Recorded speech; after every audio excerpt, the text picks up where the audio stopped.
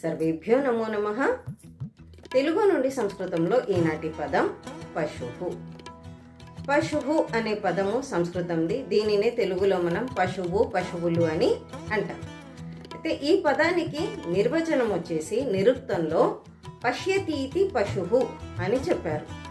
ఈ నిర్వచనం ప్రకారం భూమి మీద ఉన్నటువంటి ప్రతి ప్రాణి కూడా పశువే అనబడుతుంది. ఎందుకు?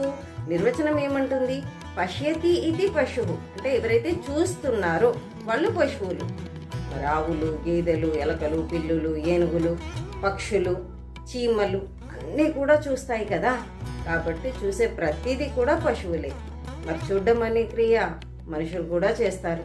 కాబట్టి మనుషులు కూడా పశువులనే అనబడుతున్నారు ఈ డెఫినేషన్ ప్రకారం. అయితే మరి డిఫరెన్స్ ఏంటి అంటే, డిఫరెన్సియేషన్ చూపించడానికి, భేదం ఏంటో చెప్పడానికి ఉనాది కోశంలో ఒక నిర్వచనం ఉంది. అదేంటి? పశ్యతి యః స్వార్థం ఏవ సహ పశువు.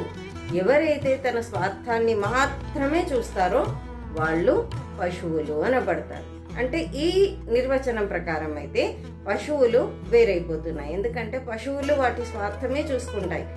వాటి కడుపు నిండితే చాలు అని చూసుకుంటాయి. కానీ వాటికి పరోపకారం తెలియదు కదా.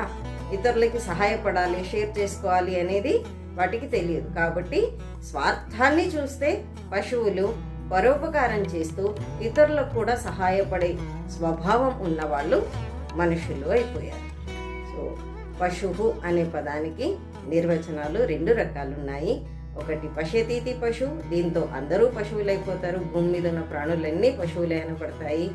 లేదు యహ పశ్యతి స్వార్థం సహ ఏవ పశువు అంటే ఎవరైతే స్వార్థాన్ని చూసుకుంటారో వాళ్ళు మాత్రమే పశువులు.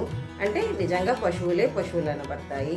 ఇతరుల కోసం సహాయపడుతున్న వాళ్ళందరూ పశువులతో వేరైపోయారు. కాబట్టి వాళ్ళు మనుషులు అనబడతారు. ధన్యవాదాలు.